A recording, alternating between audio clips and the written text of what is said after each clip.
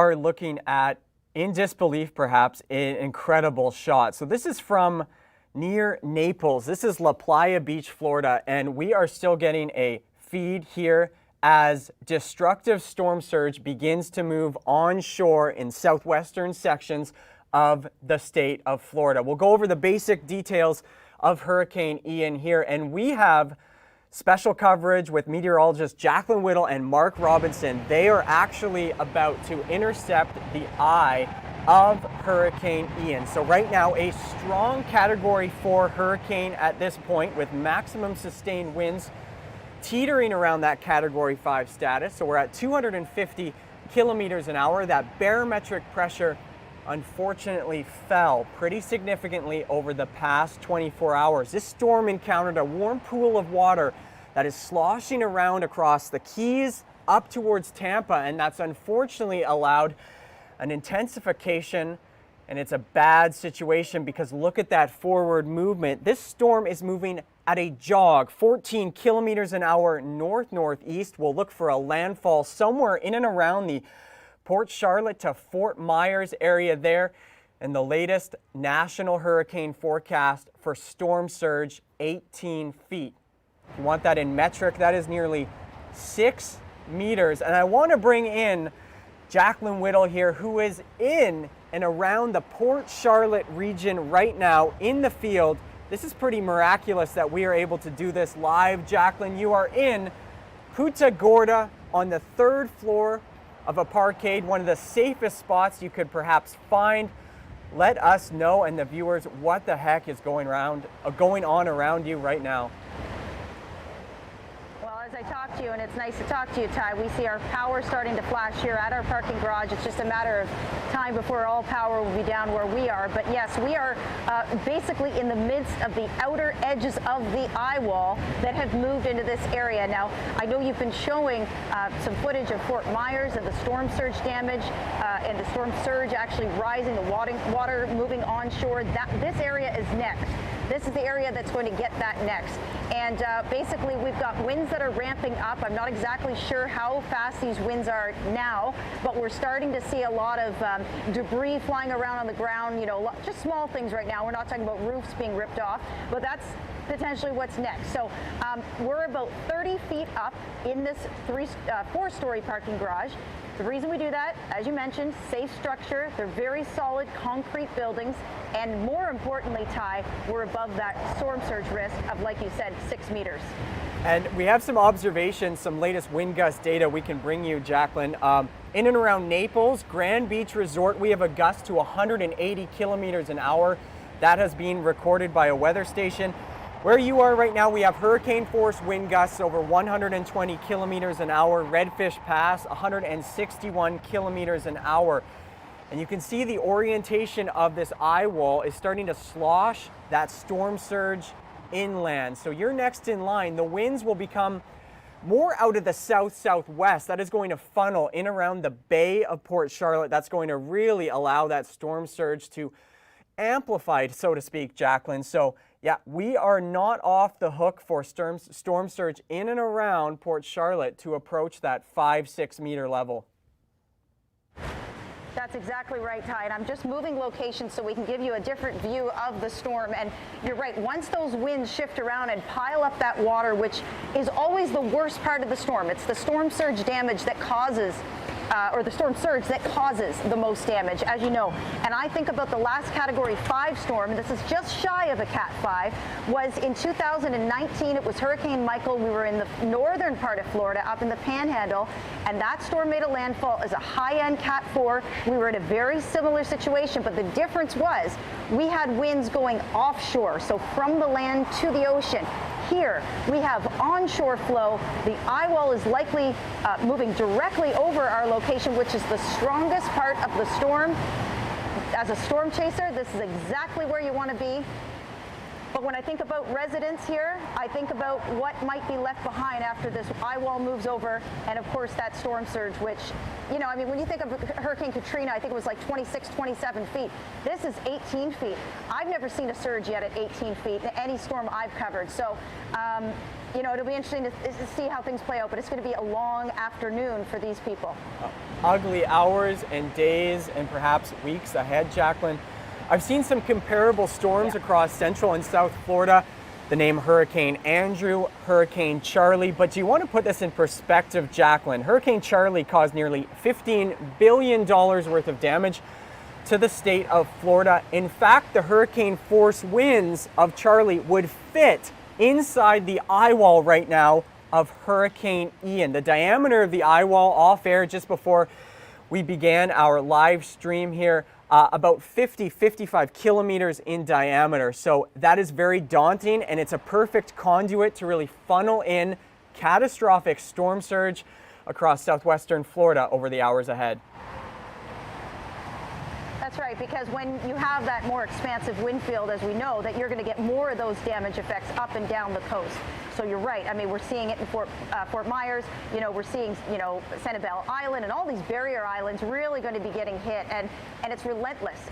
When you think of Charlie's size, and then you think of this storm, and then let's talk about Hurricane Fiona, because Hurricane Fiona was obviously not as strong as this storm in terms of the winds, but it was much wider. So very, very, you know, widespread effects with that one, of course, in Atlantic Canada. But you know, this is your classic hurricane. Like, this has everything about it that you would expect. That perfectly symmetrical eye. Our position, honestly, as chasers couldn't be better. We're safe, and we're in the building. There's tons of chasers here with us, tons of media, and you know, I don't know what we're going to be talking about in the next 3 to 4 hours, but we'll be with you every step of the way. Well, thanks so much. Continue to stay safe, Jacqueline. We're bringing in meteorologist Kevin McKay here. We're doing this on the fly. The landfall here is imminent. The storm motion, Jacqueline, I suggested to you, it's moving north-northeast at only 15 kilometers an hour. I mean, you probably ran faster than that, right? It's a slow mover, and that builds this catastrophe even a little bit more. So we're going to start to get that peak storm surge building in and around the Naples, Fort Myers region over the next 2 hours, and you'll watch as that track and wobble and eventual landfall occurs. I've got some wind gust forecast data on our screen, and if you look at the big three, the big threats with this, it's scary to think the wind damage is our least concern. Freshwater flooding, probably concern number 2. Paramount and the greatest threat to life is storm surge. That's threat number 1. Threat number 3, no slouch. We have wind gusts that'll be close to 200 kilometers an hour, Jacqueline, along coastal sections of Florida. I'm just going to cut in really quickly because I just heard thunder off in the distance. That's a sign of a very intense hurricane. Not only, I mean, we know about the convection, but both Mark and I, until today, have never heard thunder while chasing in a parking garage. And maybe you'll hear it again. And it just all of a sudden went off again. There we go. Do you hear that thunder? That's in the background.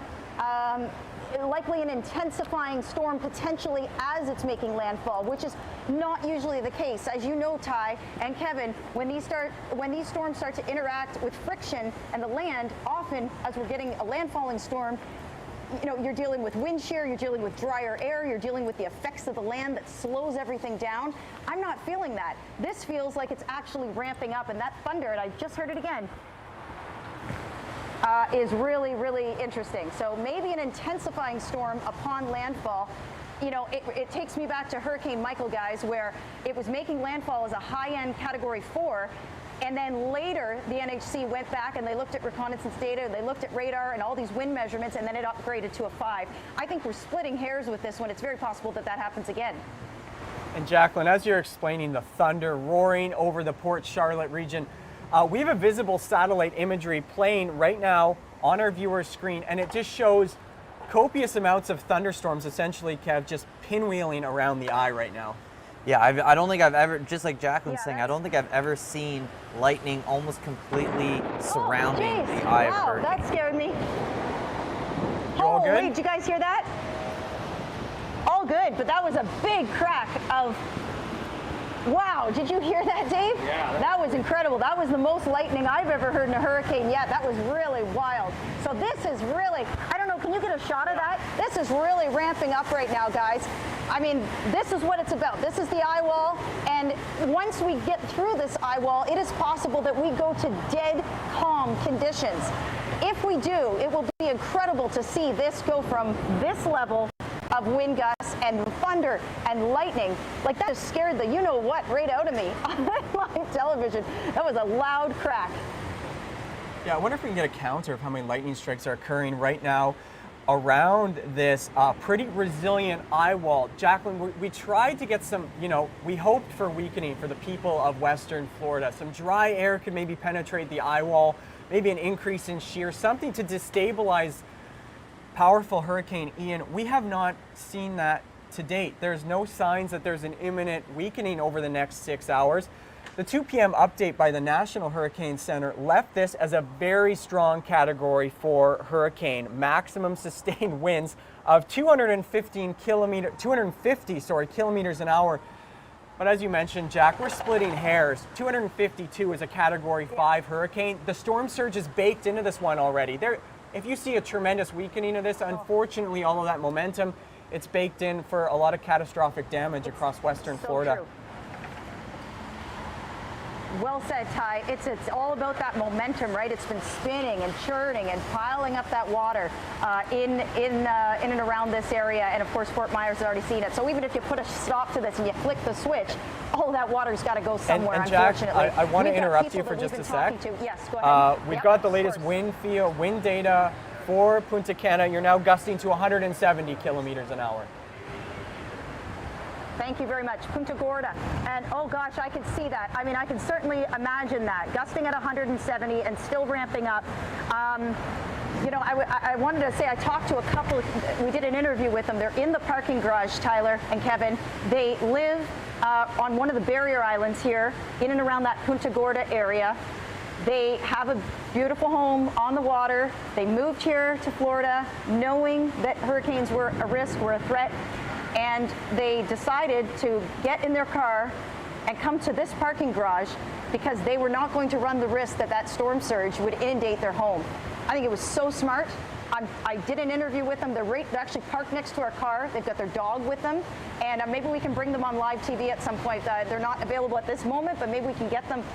And they are just, they're calm, they're collected, because they really made a smart choice by leaving a low-lying area. How much of, you know these stats better than I, because I know you've been talking about it recently, but I think you said something like Florida has certain buildings that are higher than, or what did you say? There's certain, you made some sort of comparison about sea level and buildings. Can you remember what I'm Yeah, talking you've about, got it, Tyler? Jack. You're on the right track. The highest elevation in Florida is just 100 meters. There are 60 buildings, skyscrapers, taller than 150 meters. And we have some footage, if we can get our producer to throw up some shots of Tampa Bay. Some of the causeways are in fact still open in and around the metro Tampa Bay region.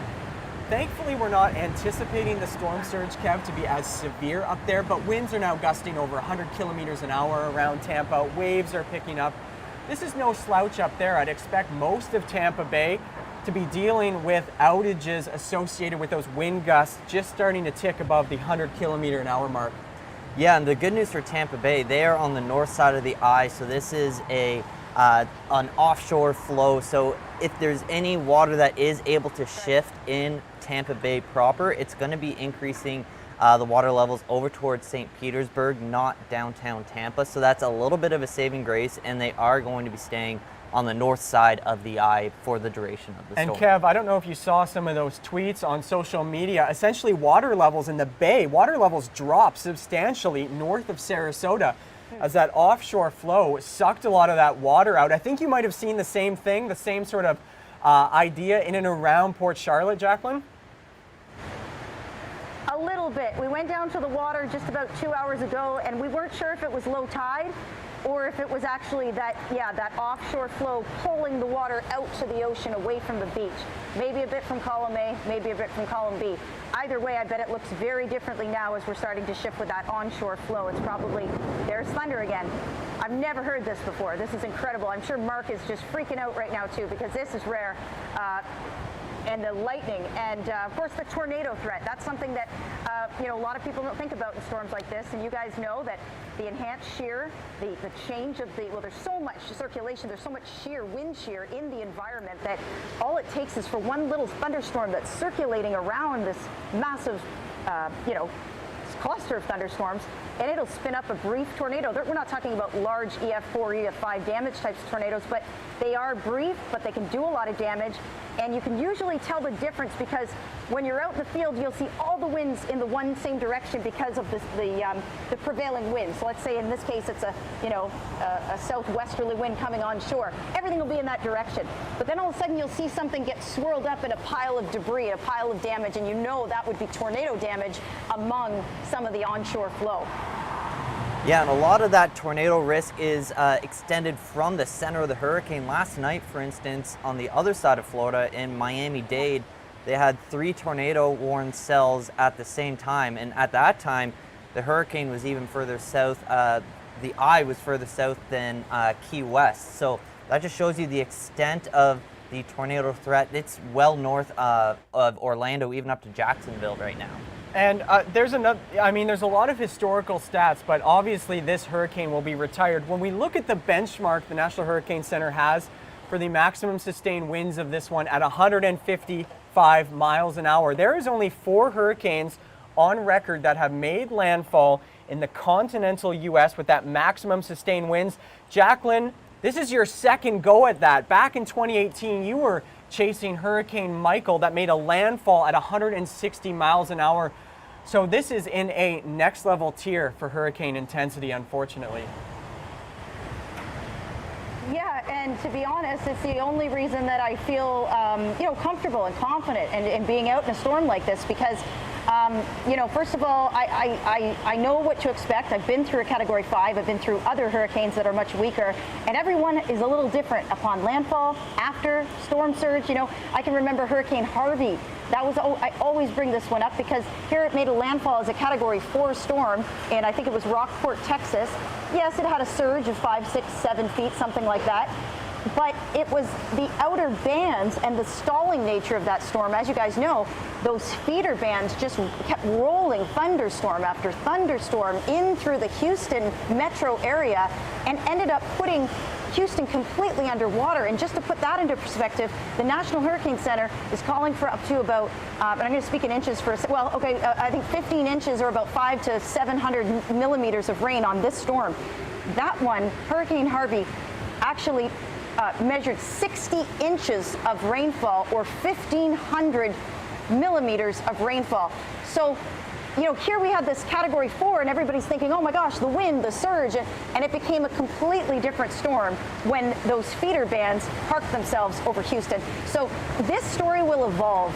Over the next 2-3 hours, we're going to be hearing about, this area went underwater or this happened over here, and you no 2 hurricanes are the same. But yes, this is my second go at I'm calling it pretty close to Cat 5. Yeah, just unbelievable. We're tracking the eye in real time. We have the rainfall forecast up right now. There was talk this storm may have slowed and been one of those infamous stallers that we've seen. Obviously, Hurricane Harvey, Hurricane Florence, Hurricane Dorian. If you go over the past half a decade, Jacqueline, we have a track record here of very catastrophic hurricanes essentially just losing their steering flow. They're in the doldrums, so to speak, Jack. They don't have a lot of momentum with them. What that does, it builds catastrophic storm surge. But more importantly, I'm really worried, maybe, downplaying the threat of freshwater flooding. We've been hitting the surge threat home. It's the locally 500 millimeters of rainfall over a day and a half.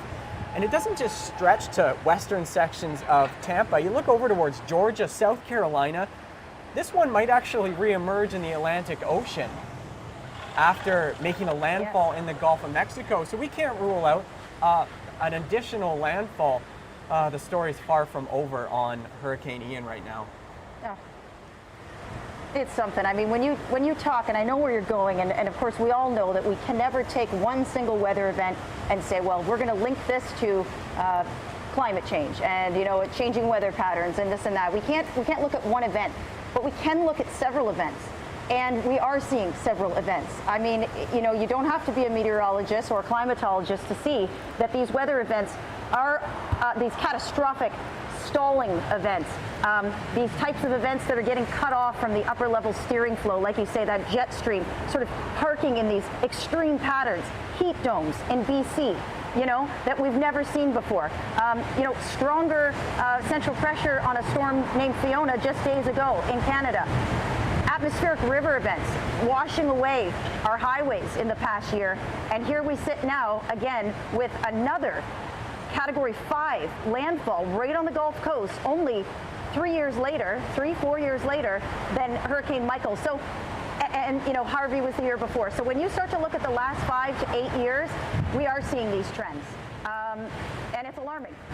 Yeah, but now it's not the time to focus on climate change. We'll look at this event after the fact and see where it fits on that pattern. Right now, we're going to go to a shot of, this is some of the storm surge around Sanibel Island.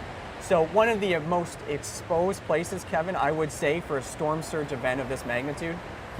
Yeah, these islands are essentially just sandbars. I was looking at some of the elevation maps last night, and the center of some of these island chains are only about 5 feet, less than 2 meters above sea level. So these, especially on the south side of the eye, and even on the just on the north side of the eye wall, the island can be completely covered. And again, with the salt water, that can be destructive. And then, yeah, I still think the fresh water through the interior of Florida, the flooding there is going to be really problematic, because one thing that we don't think about in Canada is the wildlife down in Florida. So we're going to have rattlesnakes that are going to have to seek higher ground. We're going to have cottonmouths that thrive in the water, and of course the alligators. So there's a lot more trouble in those floodwaters when they're coming into your house. And you think back to Hurricane Fiona, our trouble was wild horses on Sable Island. Obviously a unique situation there. Hopefully we'll get Jack and Mark back, their feedback shortly, but this is the current eye wall, and there's still no signs of it really weakening upon this landfall. That is within about an hour, Kevin. You look at the center of that eye wall, very, very close to a lot of those barrier islands, and where Jacqueline and Mark are located in that Port Charlotte region, they are getting into the nasty, life-threatening business of this storm. That's essentially the inner eye wall starting to push ashore, and they are going to get a tremendous surge that has already begun to build in and around Naples, Fort Myers, that continues to move north across the coastal sections of the state of Florida, Category 4 here.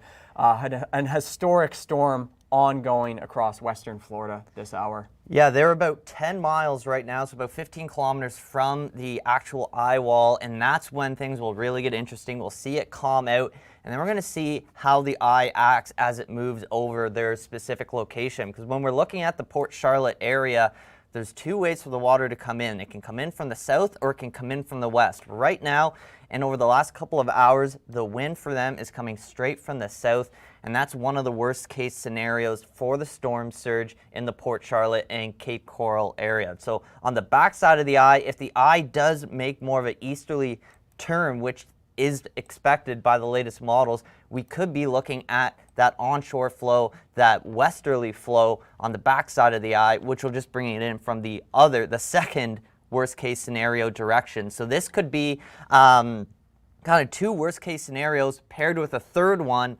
Over the next hour and a half to 2 hours, we're going to be approaching the PM high tide for the Gulf Coast. So we weren't too worried about the timing with the high tide early this morning, but this is going to be probably the most impactful high tide, but we'll also have to be looking at around 4 a.m. tomorrow morning as well. And you're looking at a live shot of some of the storm surge in real time, really pushing ashore. It looks already 1 to 2 meter storm surge, at least a little bit further down the coast in La Playa Beach. And we are going to go to none other than Chris Murphy, who is going to really dive into the science behind the storm surge.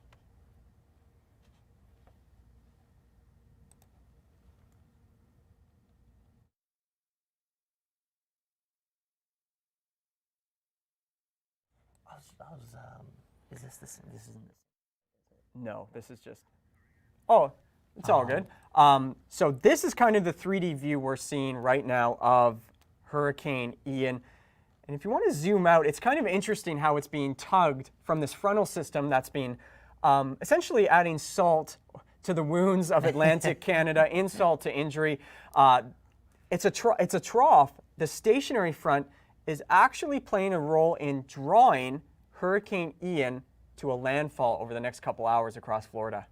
I think of it kind of like acrobats, and they're swinging, then they're holding hands, and now they're going to pull that moisture up to the next swing. And on the north side, up towards West Virginia, see all that cloud? That is all associated with that cold air that's running into the backside of that boundary, and that's really going to also be kind of wringing out more moisture over the next couple of days that heads towards the Carolinas and Georgia. And we're going back to Jacqueline Whittle in the field in the midst of this catastrophic hurricane event. Latest wind gusts in and around her region, Port Charlotte, over 170 kilometers an hour. And you can hear the roaring winds behind you, Jacqueline, if you want to give us just a little bit of an update on what you're seeing. Yeah, this is definitely the most intense it's been yet. This is the eye wall, of course, getting closer. Well, it's actually over us. Part of the outer bands of the eye wall is over us.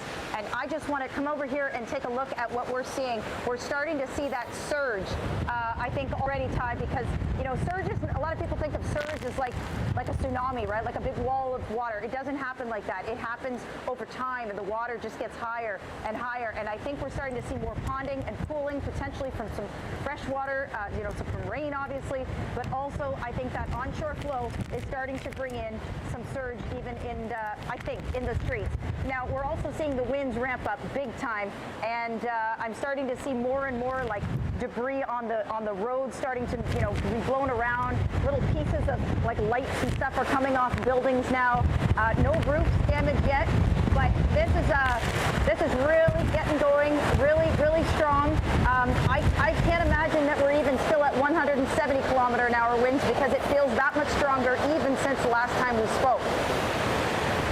Approaching that 200 kilometer an hour mark, Jacqueline, and we have a lot of meteorologists and resources behind the scenes bringing debris. Yeah.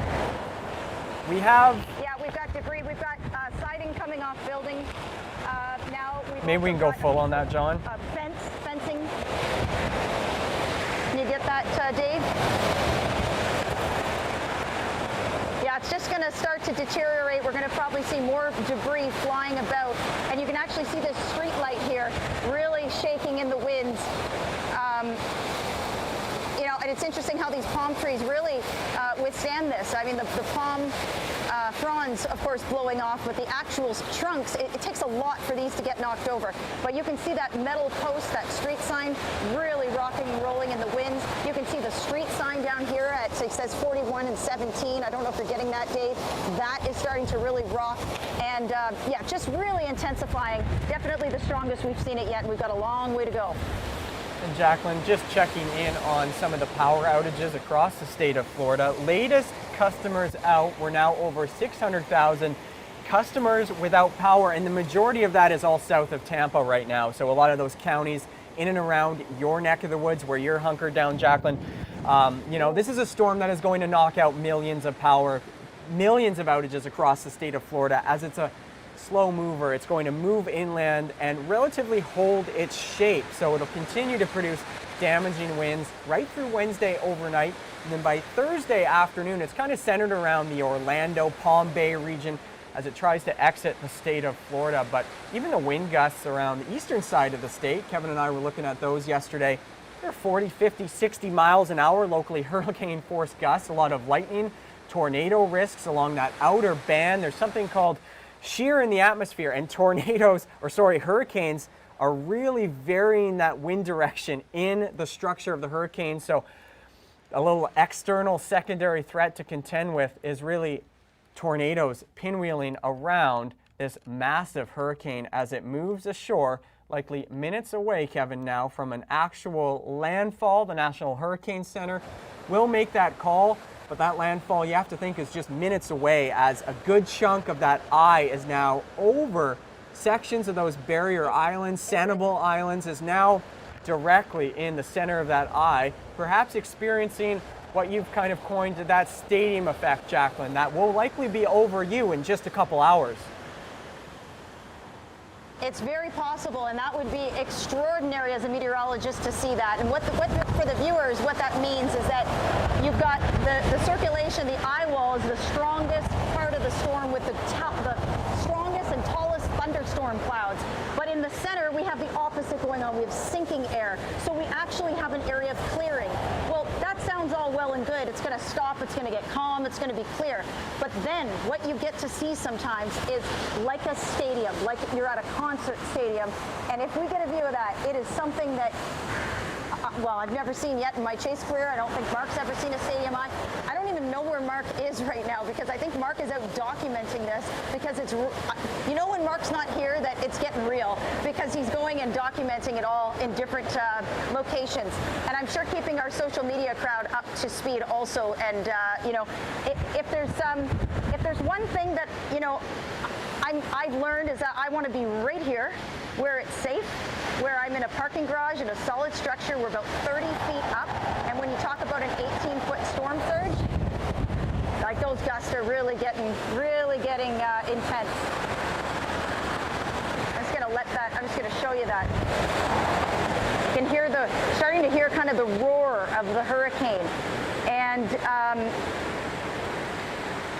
yeah, this is the worst it's been yet, no question. Don't know what those winds are. Starting to see that storm surge, I think, move into this area in Punta Gorda. We've got a colleague, a fellow chaser, that's down there documenting it. Everybody has something that they're looking for in a storm, and for us, we're just trying to keep you know, Canadians up to date.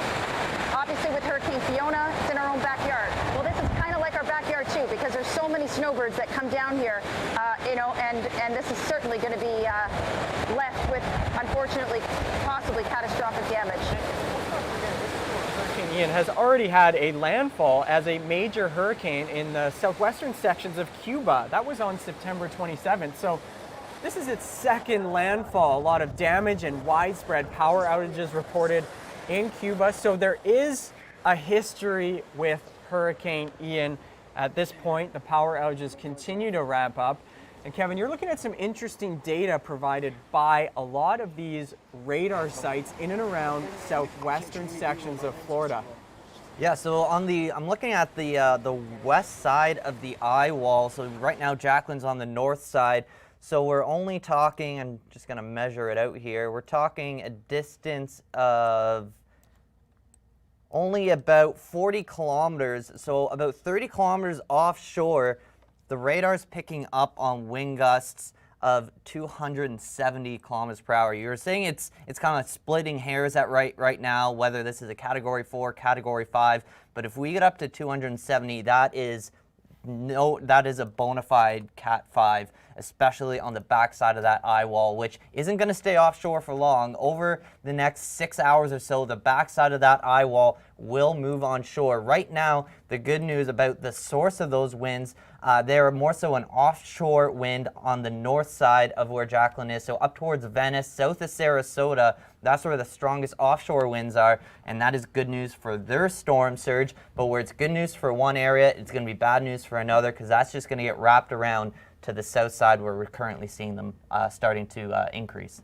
And yeah, if you look at Naples and just a little bit further south, I can't believe we're still getting a webcam feed, to be honest, from La Playa Beach. The waves are just monstrous. Storm surge. You see a railing, a few structures on the right side of your screen there. Category 4 Ian. If you're just joining us, unfortunately, over the past 24 hours, there was an eye wall replacement cycle yesterday afternoon and evening. Unfortunately, it finished that rather quickly and really built up its eye wall to almost be more resilient. That can occur with eye wall replacement cycles, Kevin, and we are seeing no signs of weakening as this hurricane is about to make landfall in and around the Cape Coral region, eventually moving a little bit north and east towards Port Charlotte. But I think Mark and Jacqueline are probably in the prime location here with that forward speed at around 15 kilometers an hour heading north-northeast.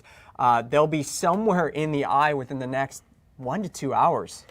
Yeah, and when you're mentioning Naples, Naples is the most southern area with great infrastructure. Once you get south of there, you're into the Everglades, and there's not much in terms of towns or inhabitation. So this is, in terms of the cost of this storm, it could be a worst case scenario with the most southern edge of the damage being at the southern edge of the infrastructure.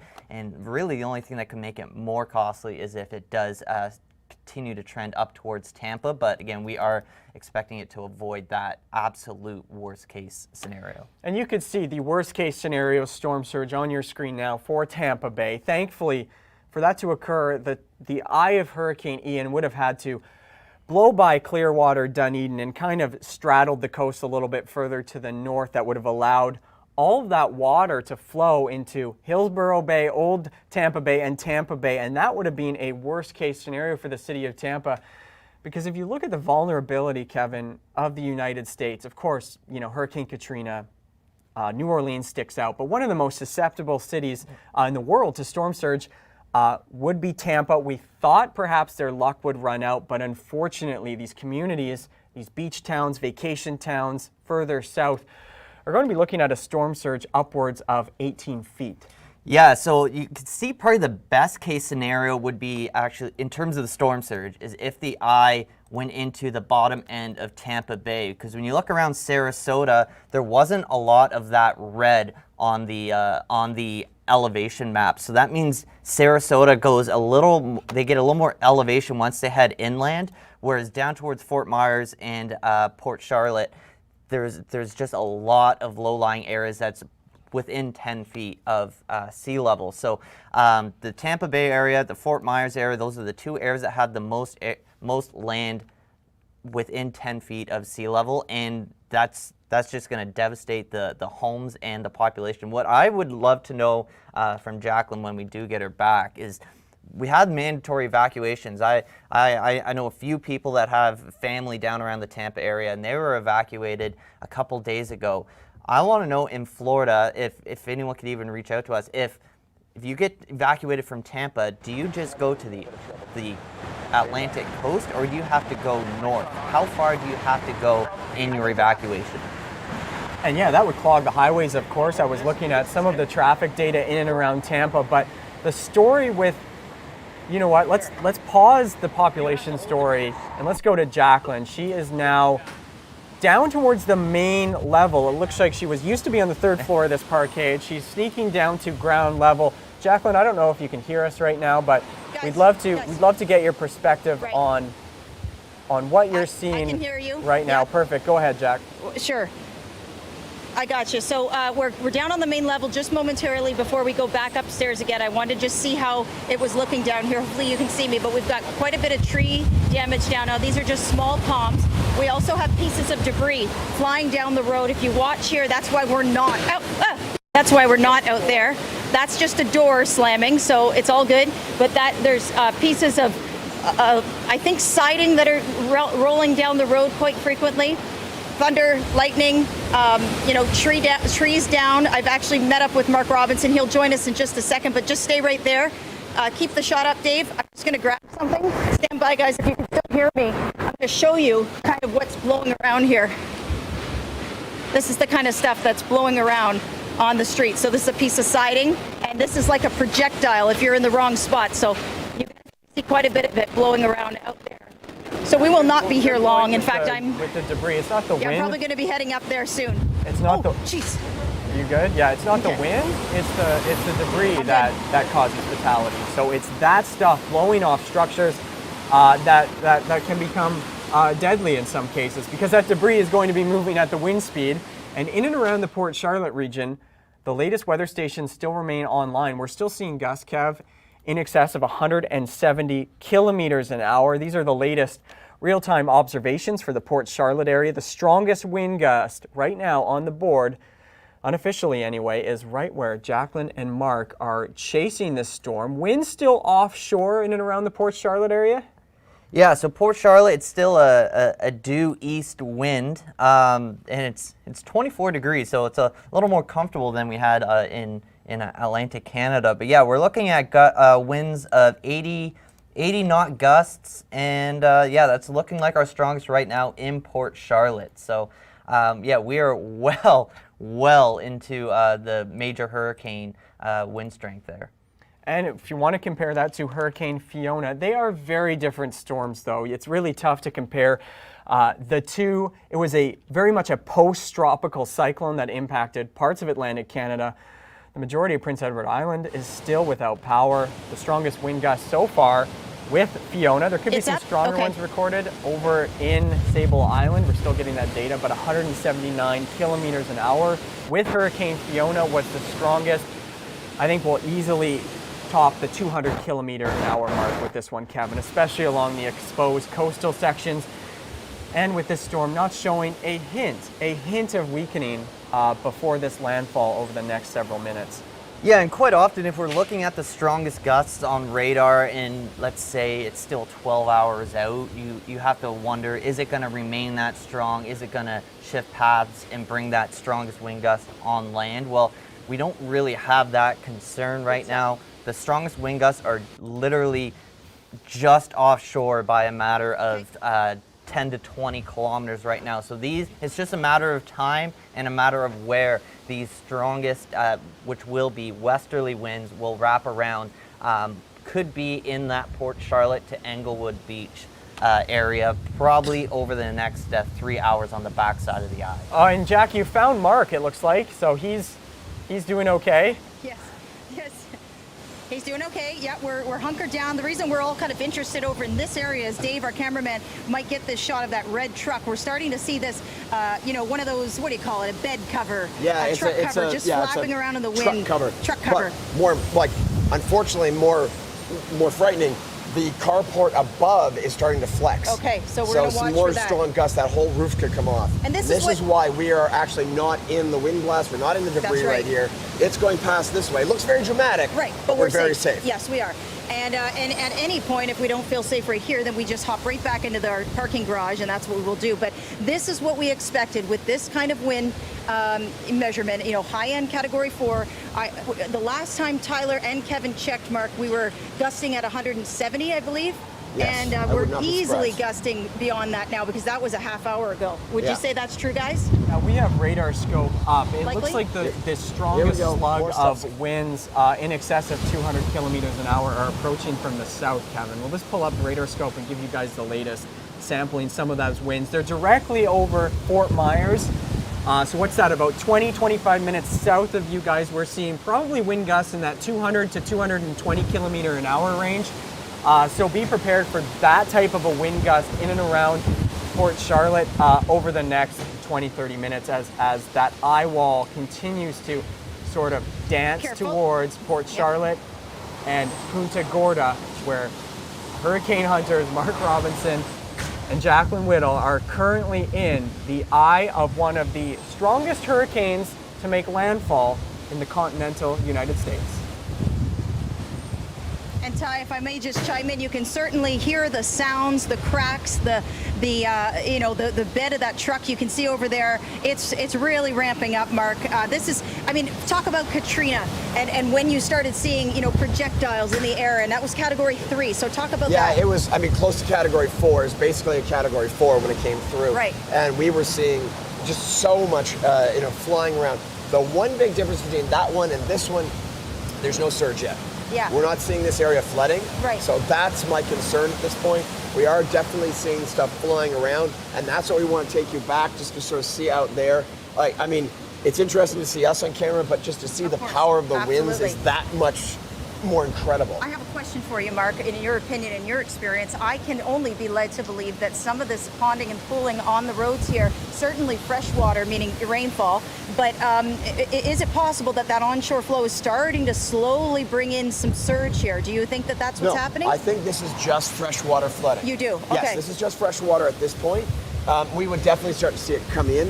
You'd see it down the street. That's where we will be watching for it later on. Right. And that's, as that shifts around. Right. But, we've been saying, the one thing with this storm is that it's going to be a long duration. This is not a sprint. This is a marathon. You bet. And wow. And that's just going to blow off at any second.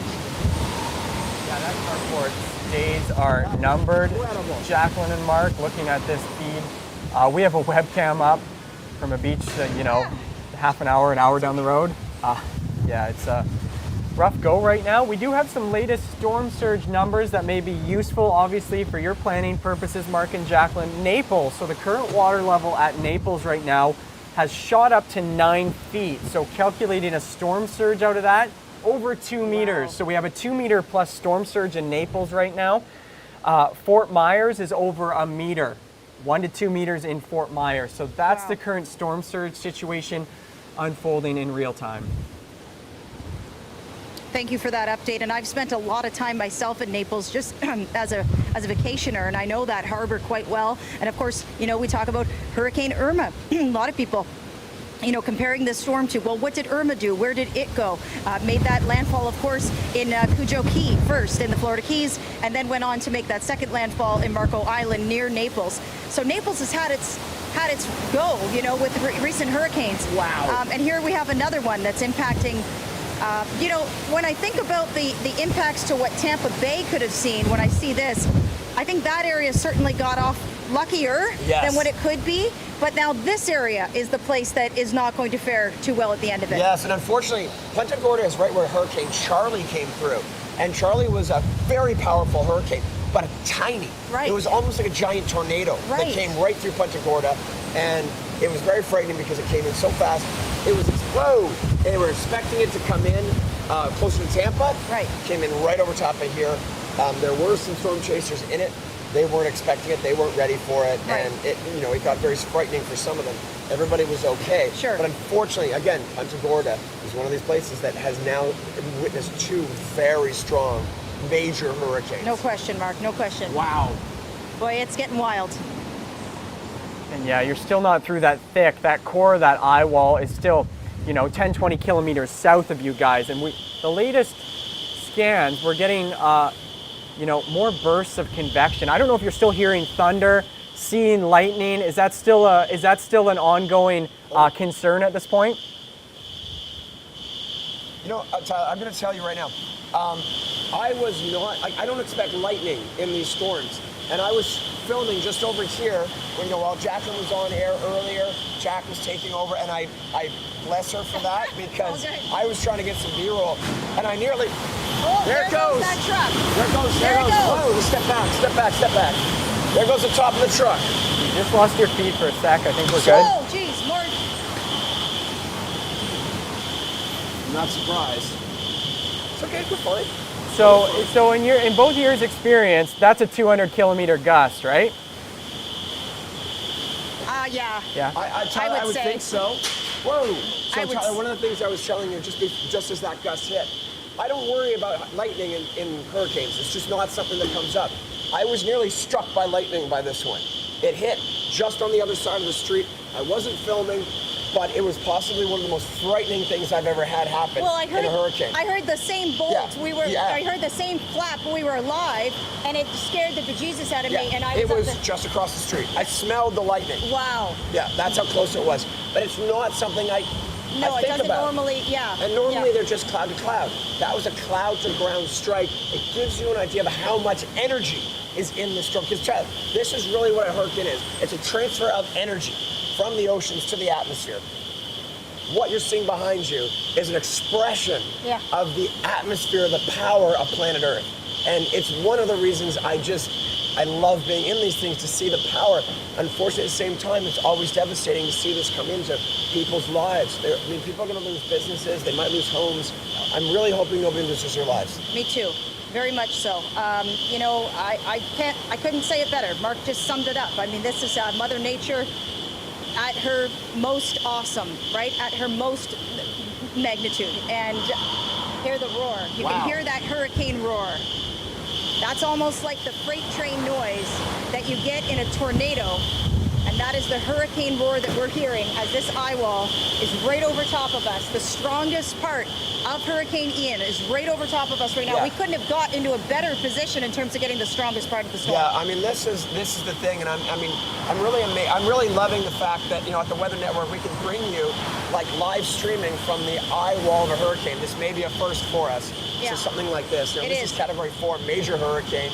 2 hurricanes 1 week. It's been a whirlwind. It's been a big change. We had started off very slow. Now we're into like very, very active, and I haven't seen anything like this. Even in Michael, I think Michael wasn't this strong. I agree. Katrina is the one that comes to mind. I agree. We both wrote out Michael. It was 2018. And while the winds were very strong, we were not seeing debris like this lofted. You know why? Maybe? Well, I don't know why. I was going to say maybe because of offshore flow. Well, yeah, that's why. Because we were in our parking garage, and there was nothing. I just gapped out. I was going to say it's offshore flow, but that doesn't matter because we had buildings all around us. So forget about it. Lack of sleep. Lack of sleep. I think what happens, I mean, you're literally getting live. Like, this is what happens. Yeah. It's hard to get all this dealt, to is. get it back to you and try to keep safe from this kind of thing. But, this is very real. It is and I very think real. That's the important thing is that this is very real. This is happening. You're seeing it through a screen, but whoa, there goes Garbage debris. can. It's hard to put into words what we're seeing right now. It is. We're hearing some sort of emergency. We'll just let Dave roll on that. We'll send it back to you guys for a minute if that's all right. Yeah, you guys go get some safety, maybe move back up to that 3rd floor of that parkade. And Kevin, you have been behind the scenes working on kind of a neat look, a neat angle. We can actually sample the 3D, the vertical of Hurricane Ian and its eye wall right now. Yeah, this is some of the best technology that we have access to here. So again, Port Charlotte, it's inching closer and closer. It's within a couple kilometers now of that eye wall, and some of the coolest things we can do here to really put this all into perspective. This is now a 3D sample of the storm. You see the hurricane, how it's when we drop horizontally, it's very flat. Everything is about 10 kilometers high. And if we go into the eye wall here, this is what Jacqueline was talking about being in a almost like a stadium. So the eye wall is just vertical and then it goes straight out. So if we pull out here, we can... It kind of looks like the Rogers Center. You almost get that stadium, the clouds and the condensation. It's like a seat in a stadium around the side of that eye wall. And that's really, they're called mesovortices. They're kind of pivoting around this convective area. And those are your most powerful winds of the hurricane in that eye wall, and we're just sampling that eye wall right now. Yeah, so these are our rainfall rates. So there's your heaviest rain on the west side, and see where they are some of the where we're getting those embedded thunderstorms. They're up to 9 to 10 kilometers of altitude. So they aren't, this is why you aren't usually seeing the strong thunderstorms, because when we think of at this lower latitude, a strong thunderstorm, it can be up to 15, 16 kilometers in altitude. So we can actually switch this over to showing the velocity as well. So let's just have a... Well, you tinker with that. If we could go back to Jacqueline in the field and just get a quick update as conditions obviously continue to deteriorate by the minute, Jacqueline, here. Yeah, they do, Ty, and I just couldn't help but hearing you guys talk off air or on air, I should say, when I was off air, about this stadium eye and looking like the Rogers Center. This is one of those incredible weather phenomenon that you only get to see once in a lifetime, and that means you, our viewers, too. In other words, if this happens, we're going to go from conditions like this that are so bad, and this is not the worst of it yet, but it's going to ramp up, it's going to be really, really, really, really bad, and then it's going to stop. And if we can bring that to you live, you do not want to miss it, because it's going to look incredible. Now, one of the things that sometimes happens is that we can get cloud cover over the eye, and if that happens, it's hard to see that distinct eye wall. It's hard to see that stadium effect. Don't know what we're going to get when it gets here, but this is going to be something to behold if that happens on our live stream for our viewers back home. I never like to get excited about these events because these events are causing destruction, damage, and pain. But from a meteorological perspective, something like that, a stadium eye, you've never seen a stadium eye. I've never seen one. And it's possible. We're seeing shots. Now, correct me if I'm wrong, Tyler and Kevin, you say you've got some shots out of Sanibel that had that stadium look? We have not confirmed a visual. All we saw was the storm surge before the eye went overhead. So I haven't seen anything on social media yet showing that clearing, that stadium effect. But what we're doing right now live is kind of scanning over the hurricane using velocity data that is sampling the eye wall right over above your head. So we're seeing this powerful really field of winds really ramping up minute by minute just around the side of the eye wall, in and around Fort Myers, Cape Coral, Sanibel, Port Charlotte.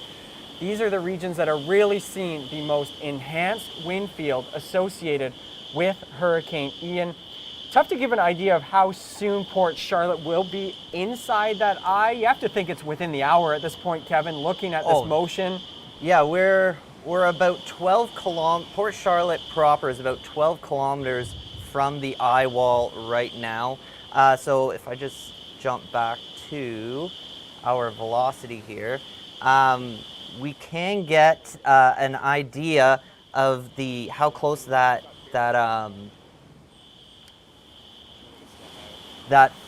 stadium wall is. So if I drop down here, there you can see Port Charlotte, and the leading edge of that stadium wall is approaching. Now, if I go back to just kind of cut that cross section again and show the velocity, this shows you the contrast here. So those really bright reds, those are winds, sustained winds of 200 kilometers per hour. And then once you get over towards the eye here, the edge of those burgundies towards those greens are on the edge of the eye wall. So within the span of 1 kilometer, you're going from sustained winds of about 120 kilometers per hour to not reading anything. So completely calm in the eye. It's going to be just a surreal experience with Jacqueline and Mark getting in the eye of this hurricane. And we have the latest 3 p.m. update from the National Hurricane Center. So no landfall yet. Ian's about to make a landfall in southwest Florida.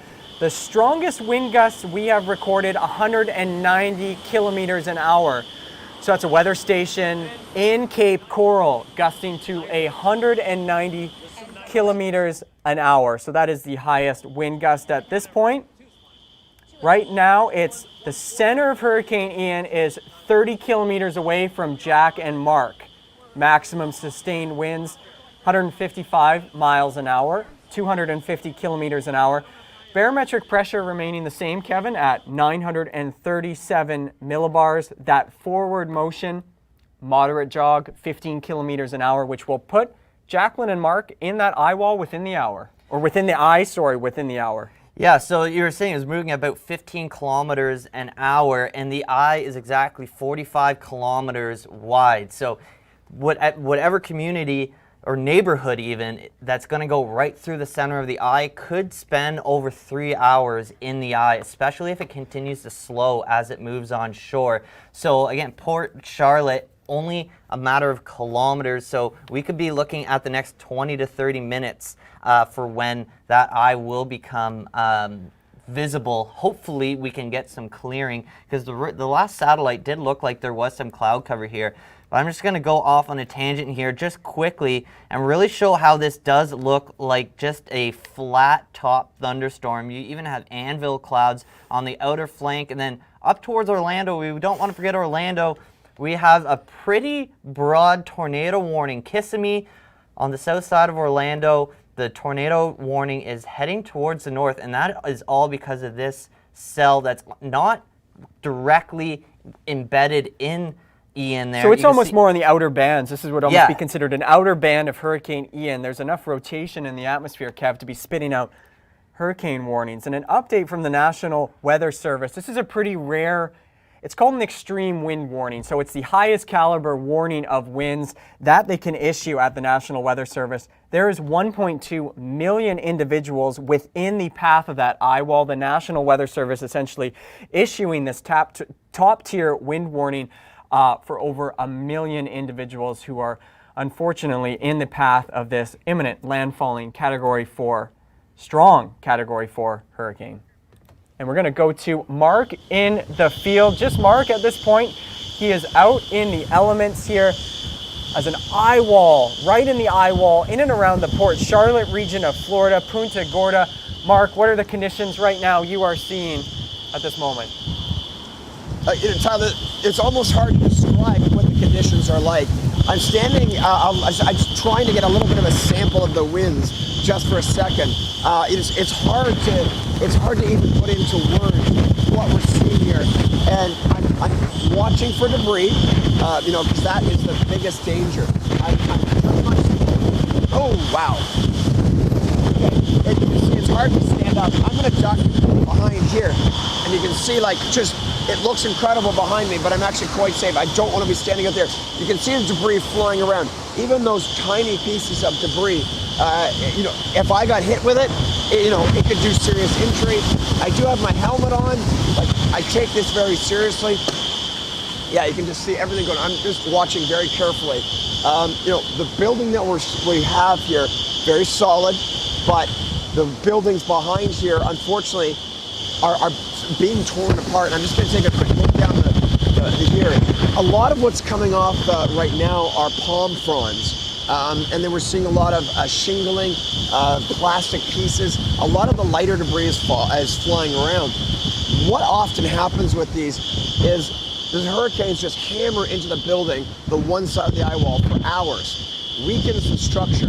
The eye comes over, the winds start coming from the other direction, and those weakened structures begin to come apart. So we may see things survive for a little while now, and then when the backside of the eye wall comes on shore, it could be a big problem because we do have things weakened. So just gonna step back just for a second and just show you, how strong it actually is. I've been trying to take wind measurements, so much so that my battery on my anemometer has now died, and I'm watching people driving around. I can't describe how bad an idea that is right now.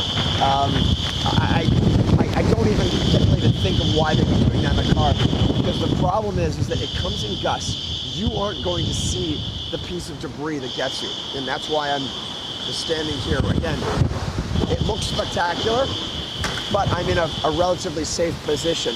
But you can just see the winds are just funneling right down here, right down the street, and this is going to continue for a very long time. And Mark, sorry to interrupt you, but we do have an official landfall by the National Hurricane Center, making landfall near Cayo Costa at 3:05 p.m. with those maximum sustained winds around 150 kilometers an hour. So that's an official landfall about 5 minutes ago as a strong Category 4 hurricane with the maximum sustained winds of 240 kilometers an hour. Wow. Okay, so we have an official landfall. That's amazing. This is, as I said, this is one of the most incredible hurricanes I've seen, and unfortunately, it's just tearing into Punta Gorda. I'm already seeing chunks of debris. I mean, I was going to show you, there's the signs. The signs are going to be getting to come off right now. And one of the other chasers has grabbed the sign to sort of pull it back over there. Again, we don't want things flying around simply because that could hit something else. That's the other thing that often happens with these storms. Once debris starts to go, it starts to smash things. That then is more debris that goes flying, more debris and more debris. So quite often downstream, you just get more increasing damage because the flying debris is hitting other things.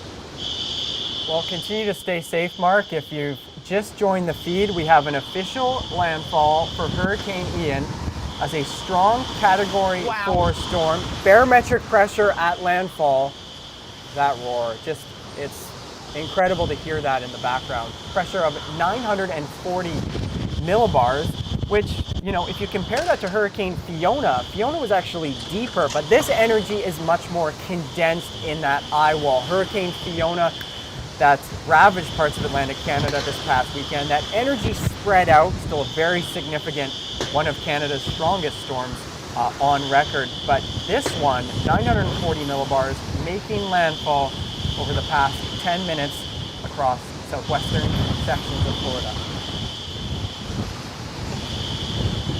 Tyler, I'll have this is the radar-derived rainfall totals. We've just had landfall in the last 10 minutes. And yet on the north side of the eye, north of Port Charlotte, towards Venice, that's where you've already seen over 200 millimeters of rain. And that, if you follow that swath out to sea, to the southwest, you can see there's already over 300 millimeters. And again, we still have over 24 hours of this rain to continue to come. And on the other side of Florida, over towards Jupiter, up to Palm Bay, you're avoiding the worst of the winds and the storm surge, but with these thunderstorms that have been going since Tuesday afternoon, we've already seen over 200 millimeters on the Atlantic side of Florida as well. So this is just another great example of how the storm surge is confined to the coast, but the winds and the flooding rain will be widespread, not only across Florida, but over the next couple of days, even into the weekend. We're going to be looking at the south side of the Appalachians, Tennessee, North Carolina, Georgia, all getting into some incredible flooding, but right now it's all in Florida. Landfall number 2. We had the landfall in Cuba back on the 27th. This is the official Florida landfall. Just, 15 minutes ago now, 3:05 p.m. Eastern Time, with the maximum sustained winds of 240 kilometers an hour. And this is the first sign we've seen in about 12, 18 hours of a slowly weakening hurricane. That barometric pressure, which is being sampled rigorously by our hurricane hunters that are continuously flying into this storm, trying to get the most precise, best data. Once again, we are going to join storm hunter Mark Robinson in the field as he is currently within the eye wall of Hurricane Ian, Category 4, that just made landfall moments ago. Take it away, Mark. Yeah, it made landfall, but we're seeing, the winds. We're in the eye wall now, and I'm just going to duck behind here because there goes debris. We're seeing debris flying. The roofs are coming off. Roofs are coming off on the buildings across the street from me. I'm not going to move. I'm going to stay right here, just because I'm safe right here. But if I move towards you, there's a winds here. I don't want to be in the flying debris. But I just saw a big chunk of roof come off, and it's hard to describe, Tyler. The power of this hurricane is it's tearing into Punta Gorda. I haven't seen anything like this, and the one thing that with this storm is it's just continuous. It's just hitting and hammering and hammering and hammering, and this is only one side of the eye wall. We're going to be into the eye and then potentially into the other side of the eye wall as this slowly moves on shore. There it goes. More debris. Okay, there's a very large sign. Okay, there it goes. It's coming towards us. You're going to see it go flying down the street. Yeah, I'm starting to see more and more debris. Dave, if you can point out into the street, you'll see the debris about to go flying. The sign and some other chunks, looks like roofing. Pieces are going everywhere. This is, now we're getting into the serious damage part of this hurricane. And this, as I keep saying and keep emphasizing, this is going to keep going for quite a long time. It just, again, incredible power to this hurricane. And it should not be a surprise. We're starting to get some failure for some of these observing networks, these weather stations that are speckled along the coast of where the strongest winds are starting to fail. So Naples, Fort Myers, they're going offline essentially. So we won't really know the precise wind gust measurements at this point. But judging by a lot of this footage that is coming in, some of these gusts are easily exceeding that 200 kilometer an hour mark, Kevin, with that maximum sustained winds, well above that 140, 160 kilometers an hour, even pushing inland at this point.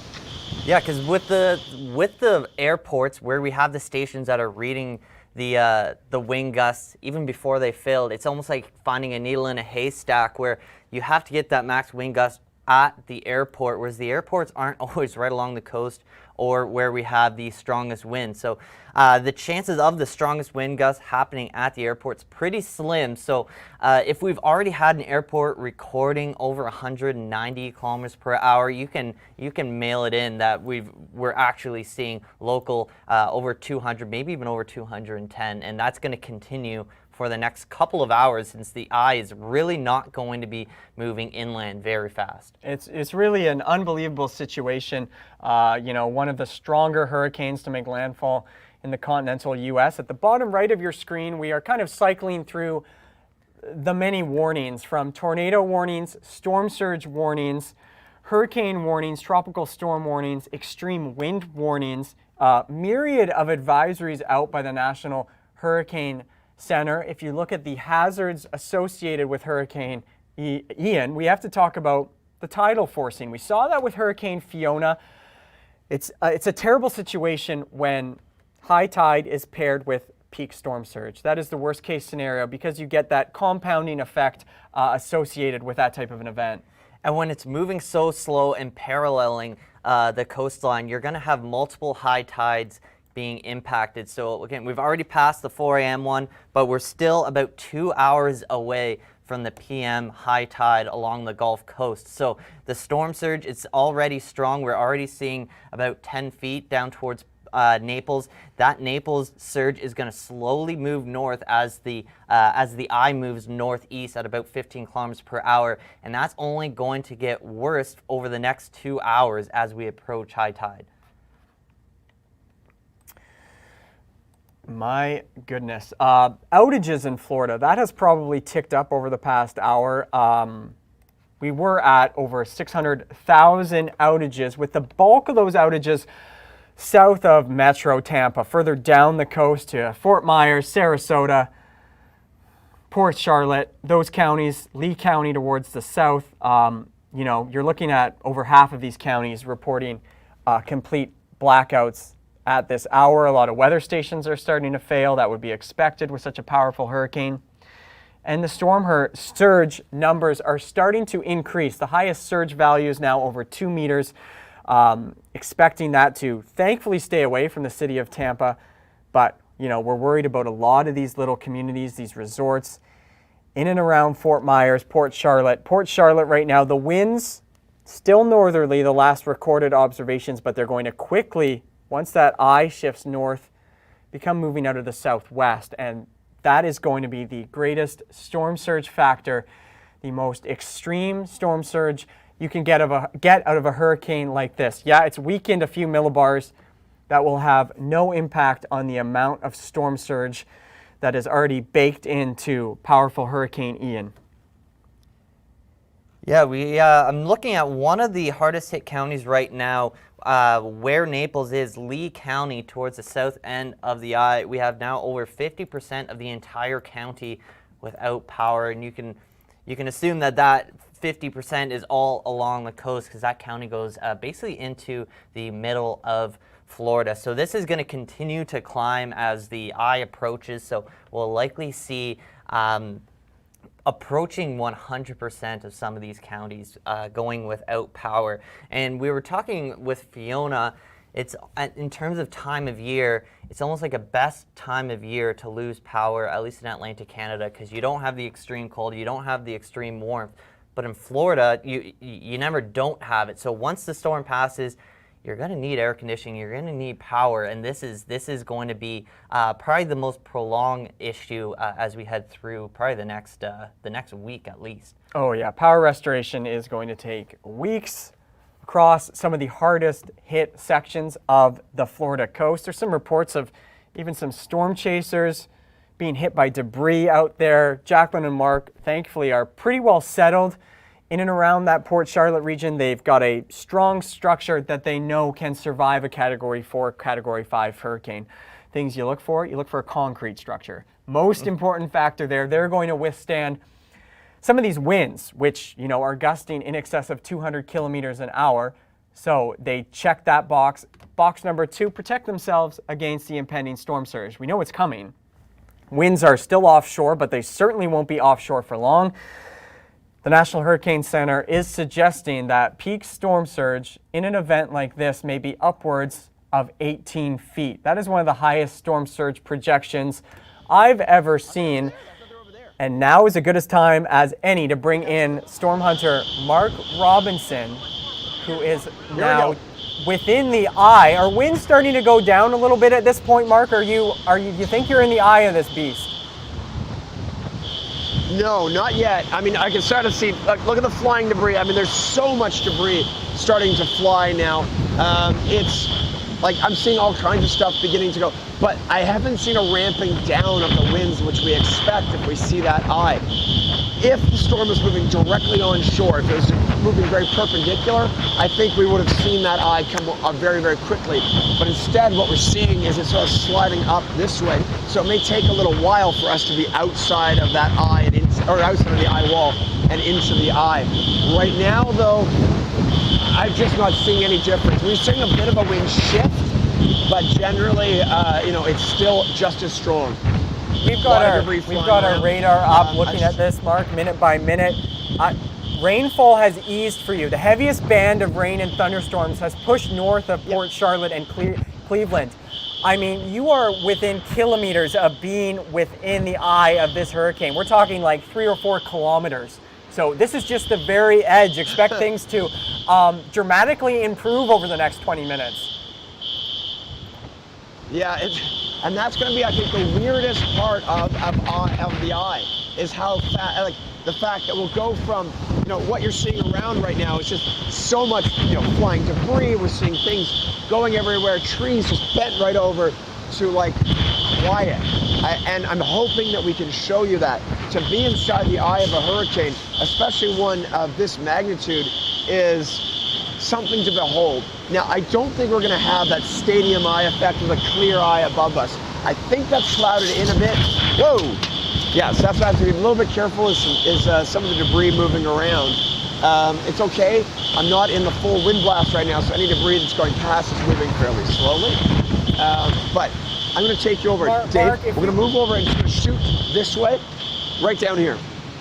Mark, if you want to remind the viewers where exactly you're situated on the west coast of Florida. Yeah, we're actually in Punta Gorda, which is just north of Fort Myers, south of Tampa. And we did expect the eye wall to come in on top of Punta Gorda, and that's almost exactly what we're seeing now. Now, Tyler, I'd love to get some information from you right now. Where is the storm surge, and where is it hitting, and how much are we seeing? Because we're going to have to know that, because I think we're going to start to see that surge coming in here, and I want to make sure that we're safe. Yeah, so the latest information we have, that storm surge has gone up about 15-20 centimeters over the half hour at this point. And the latest on the structure of the eye, we're starting to see it fill in just a little bit with cloud cover, especially the southeastern quadrant of that eye, Kevin. We have it up on our screen real time, and it is dancing towards Port Charlotte and Venice right now. So yeah, any minute you're gonna break through into that eye, and perhaps behold, you'll witness that stadium effect, which, will be a truly eerie feeling. But, to put it in perspective, once you're in the eye, you have to go through another eye wall. You're only halfway done.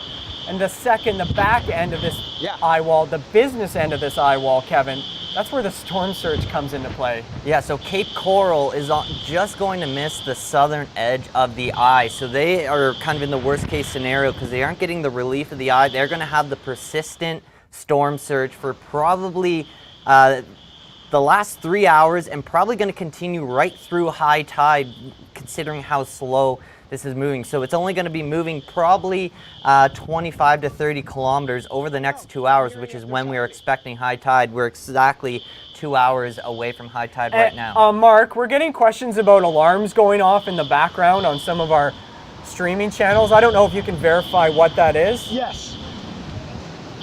Yes, this often happens. This is very typical. It's actually a store. It's their burglar alarm going off, and this happens when the water gets in, things get damaged, and you'll actually start to, it just goes off. That's what you're hearing. I hear it in almost every single hurricane I've ever been through. Tyler, I want to take you down right here. I want to pick this up. I'm going to show you. This is the palm fronds right there. There you go. So you can see how big these things are. I mean, it's not that heavy. It looks like you're holding a javelin, Mark. Up by the wind. It looks like a javelin. Yeah. I don't want to. Yeah, I don't want to let it go because I want to make sure that everybody's safe. So I'm just going to toss it over, just over in here, and away it goes.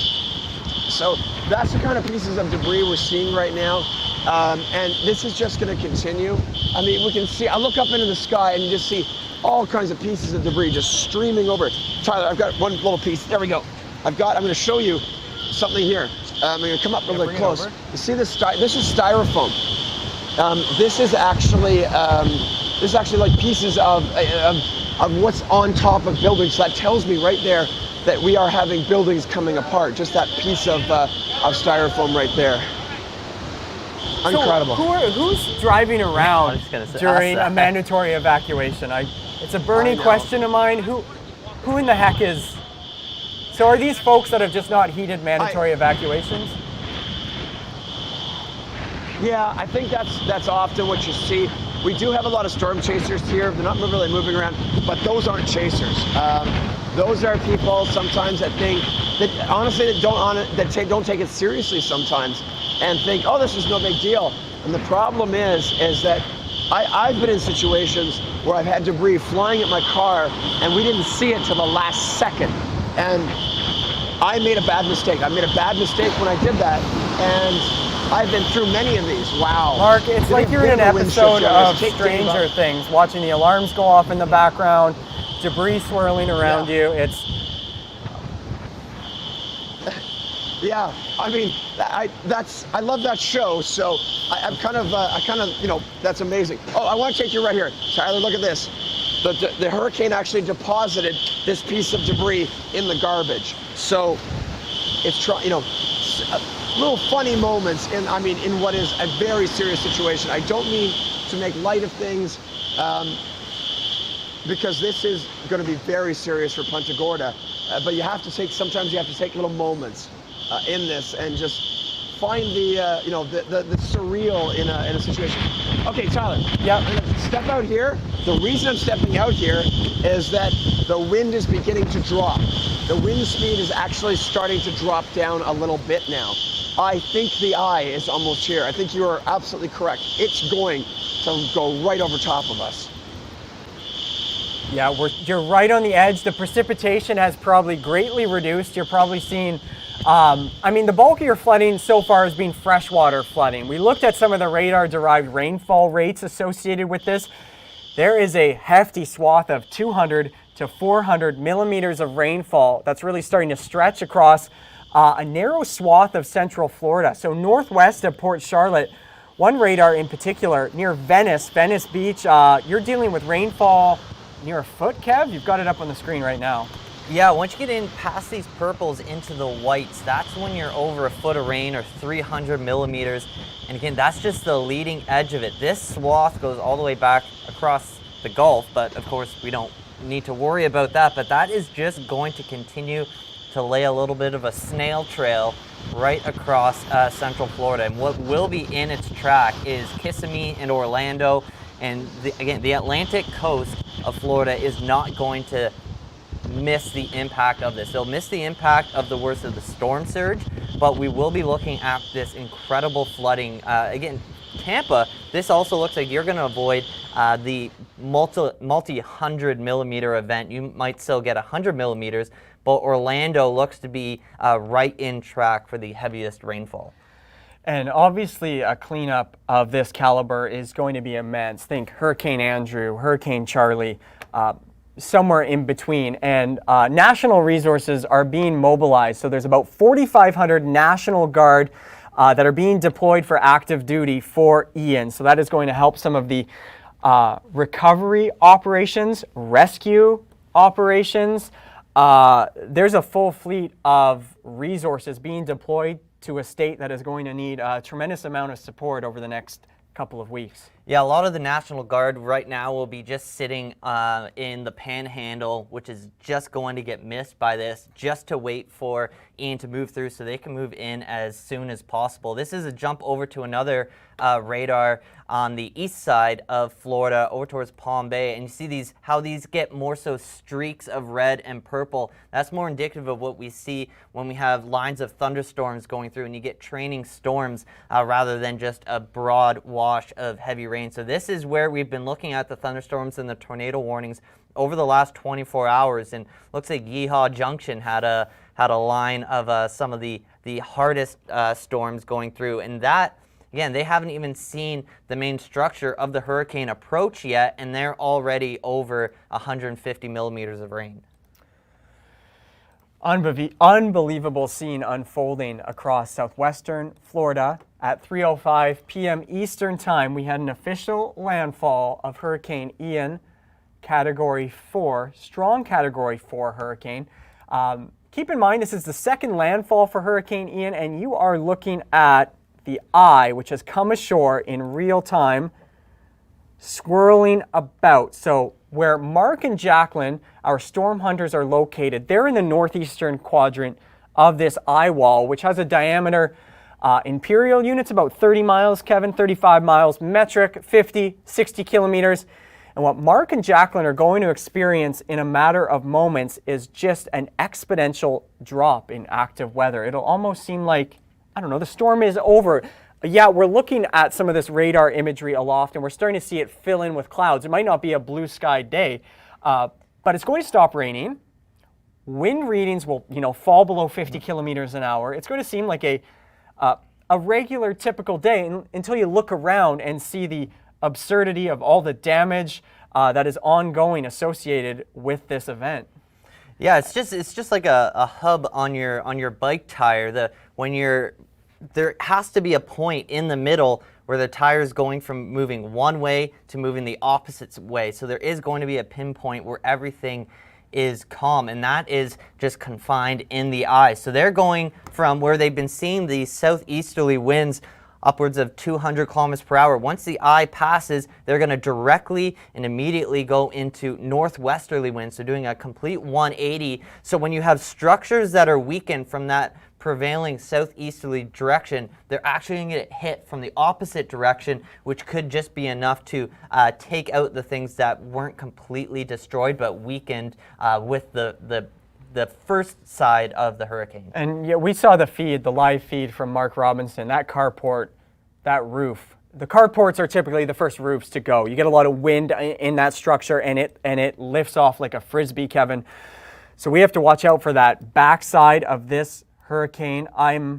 It's going to be unsettling to see what comes out from some of those barrier islands southwest of Cape Coral, Myers Beach, where that storm surge is really starting to build over the next couple hours.